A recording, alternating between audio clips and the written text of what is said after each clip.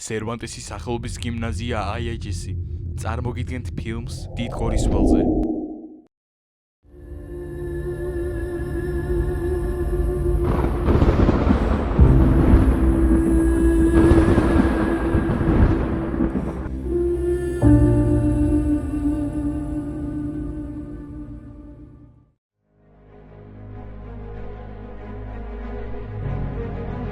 დავითისგან შევიწროებული თურქები და განძელი თბილისელი და დმანისელი ვაჭრები სულთანთან მივიდნენ და საკუთარი გაჭირება ამცნეს. სულთნის განკარგულებით მუსლიმთა გაერთიანებული ლაშქარი შეიკრიბა. ამ ლაშქრის სათავეში მუსლიმური სამთავროს მმართველი ნაჯმ ედ-딘 ილღაზი ჩაუდგა. 1021 წლის 10 აგვისტოს თურქ-სელჩუკთა ლაშქარი მანგლისის თრიალეთის გზით საქართველოში შემოვიდა. ქართველი მეომრის დამცავი საშუალებები იყო მუზარადი, ზარადი, ჯაჭვის პერანგი, ხელნავი, იდაყვის დამცავი, საფეხარი, სამბუხლი, ფეხზე ჩასაცმელი ჯავშანი და ფარი.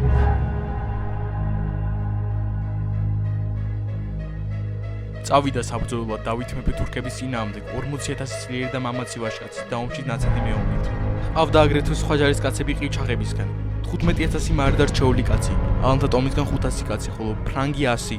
დავითის ლაშქარი დიდგორის მიდამოებში დაბანაკდა. მეფემ გადაწყვიტა ბრძოლისთვის დიდგორის ქედის მოპირდაპირე მხარეს სერებითა და ქედებით შემოსაზღვრული ქვაბული აერჩია, სადაც მოწინააღმდეგეებს თავისი რიცხობრივი უპირატესობის გამოყენება გაუჭირდებოდა. იმავე დღეს, როდესაც ილღაზი მეფის ქვეყანაში საომრად შევიდა, წმინდა ჯარით აღჭურვილი დავით მეფე 80,000 მეომრით ერთ ხეობაში დადგა. მოაწყო რაზმები და შემდეგ ჯარს მიჰმართა.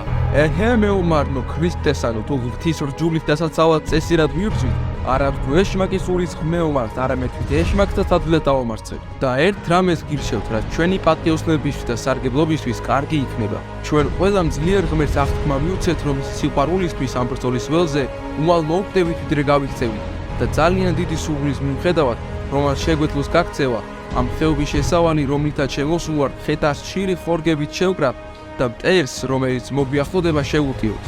იქმნა სასტიკი ბრძოლა ორ ფრთის შორის, ისე რომ ლაშქართა საშინელი ხმაურისგან ესეთები ძახოდნენ, როგორც კი ბრძოლა შეიკრა და გამარჯვების სასწორი ქართველთა მხარეს გადაიხარა. მტრის ლაშქრის დიდმა ნაწილმა ზურგი შეაქცია ბრძოლის ველს. მეფემ თვითონი რაზმი დაალაგა, ხოლო 200 ფრანგი მეომარი რომ ჰყავდა, ისინი წინ დააყენა პირველი დარტყმის მისაღებად. ფრონტზე ძლიერ ღიჟებს, ცხინთა და აბჯერთა ხმაურს, უძულთა ზარდამცემ ბაირაღებს, სხვადასხვა საკრავთა ხმაურს მთადაბარი ბანსაძლევ. გავიგეთ ამ ომის მახველებისგან, რომ 3 დღის მანძილზე გაქცეულთა 400,000 დაეცა მეფის מחვილით. თვით ილღაზი თავში დაჭრილი, მცირეოდენ ლტოლვით აამარა დაბრუნდა ცოცხალმდგარი. ამგვარად ქართველთა ლაშქარმა 1021 წლის 12 აგვისტოს დიდგორის ველზე თურქ-სელჩუკთა კოალიციური ჯარებთან გადაწყვეტ ბრძოლაში გამარჯვება მოიპოვა.